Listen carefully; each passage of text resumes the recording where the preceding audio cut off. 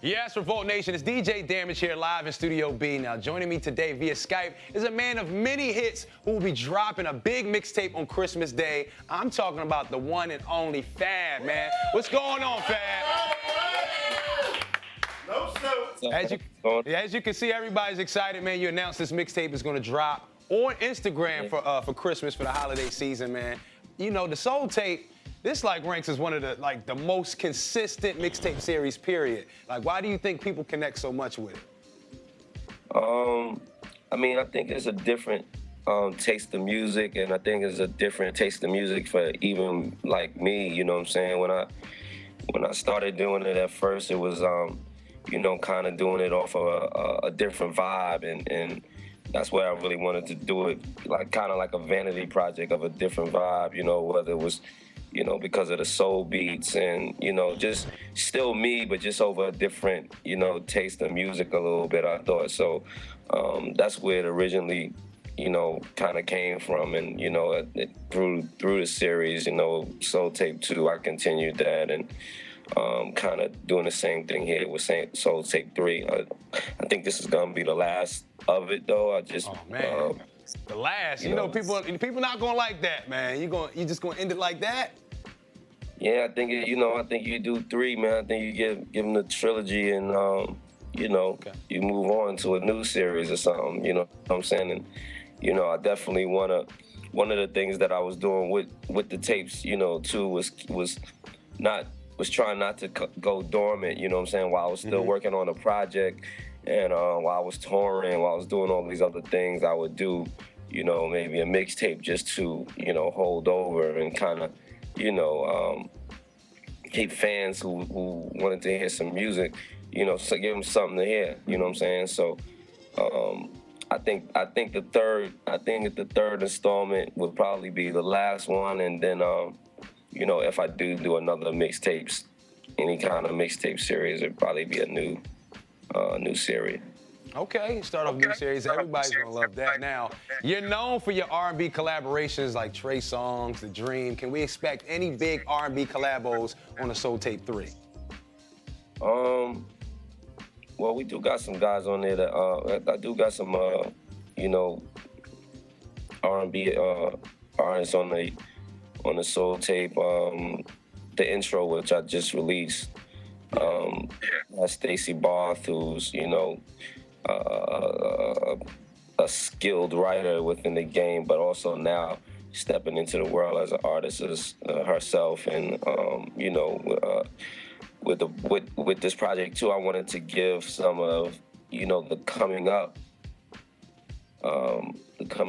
R&B artists, you know, who I felt was talented, and you know, this could be an opportunity for them as well. So that was one of the reasons I used Stacey. I did a joint with Mac Wilds. Yeah, that's dope. I did something with Jeremiah. He's not, you know, fairly new, but we actually just went in and started work. I worked with a few people, man. I actually gotta now, you know, figure out which joints are the keepers versus, you know, which won't go on the tape, which will. So, you know, Estelle came in the other night, and yeah, that's big. So, you know, we got it's got some good flavors all through the tape. So, you know, on the R&B side, that's what I was naming. So. Now you're talking about flavor. There's rumors that you might be working back with Pharrell now. Can you tell us something about that? Because everybody's excited about hearing that collabo. Come on, yeah, everybody want to see that. Happy. You really got the studio audience over there, man. Hell yeah, man. People are pumped up.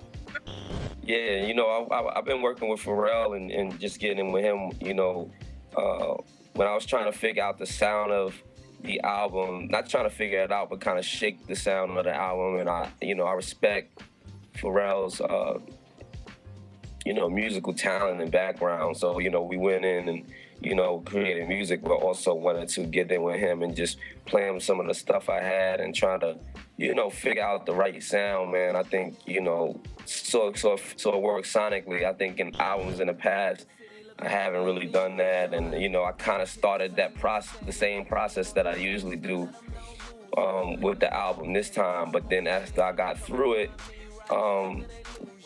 you know, I kind of figured, you know, this might be one of the reasons, you know, some of my albums have, you know, haven't had the same polished feel to it, because it's like you just moving around, getting records done, but you don't really have like a sound that you know, directing a project towards. And you know, that was one of the things that I wanted to do with this album was, you know, like kind of like gauge or cater to a certain sound and create around that sound rather than just, you know.